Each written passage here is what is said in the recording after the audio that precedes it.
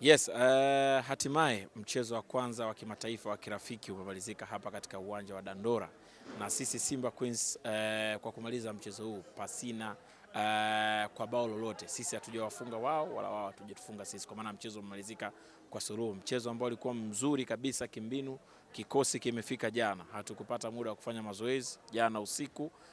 Leo asubuhi tumekuja katika uwanja moja kwa moja, tumekuja kufanya warm up na kisha tumekwenda kucheza mchezo ambao ulikuwa mgumu kulingana na aina mpinzani ambaye tulienda kucheza naye. Mathare ni moja ya timu ambayo imeonekana kufanya vizuri na wachezaji wao kufanya vizuri katika mchezo huu. Walipata muda mrefu sana kujiandaa kwa ajili ya mechi yetu, lakini sisi ukiangalia ratiba yetu tumefika jana usiku, hii leo tumekuja moja kwa moja kwenye mchezo, lakini wachezaji walicheza vizuri.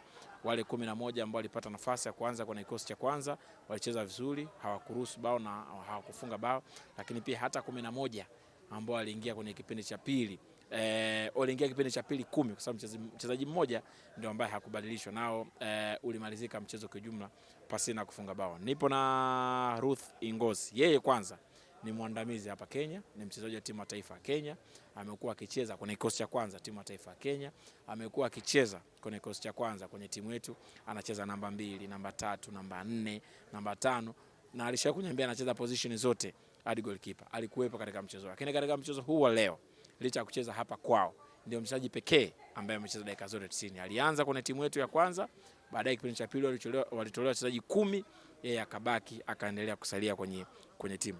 Ruth, sogea hapa. Angalia hapa mbele. Mambo vipi? Poa sana. Uko vizuri kabisa? Uko vizuri. Tueleze walau kwanza kwa ufupi. Wewe tumekukuta Kenya. Mazingira na maisha ya hapa yakoje kwa timu ambayo inafanya maandalizi kwa ajili ya kwenda kwenye mashindano?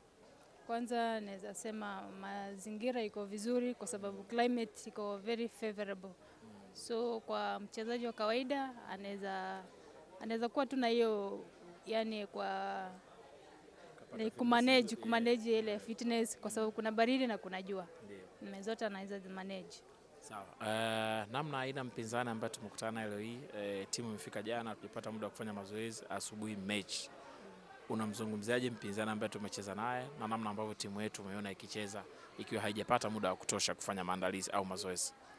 Hilo ni naweza sema timu ya Mathare imejipanga na walipata taarifa mapema kwamba watakuwa na mchezo wa kirafiki na Simba Queens, kwa maana wamekuja kikubwa kama Simba Queens, na naweza sema mchezo umekuwa fiti, tumecheza vizuri, ila tumetoa ka draw 1 point. Hiyo ni step. Aina mpinzani ambaye tumecheza naye na aina mpinzani ambao tutacheza nao hapa ndio level ya timu ambazo tunaenda kukutana nazo kwenye mashindano? Naweza sema hivyo kwa sababu football ni mchezo wa maajabu, kwa sababu huwezi dharau timu, kwa sababu football mchezaji akijiamua akijituma hivyo tu, kwa sababu ukidharau mpinzani naye mambo yanabadilika. Ugumu wa timu za Kenya ndio test ambayo tutaenda kuipata kwenye mashindano? Yeah, tunatarajia test ya mchezo ya Kenya ni ile ya Sekafa tu, tusidharau timu.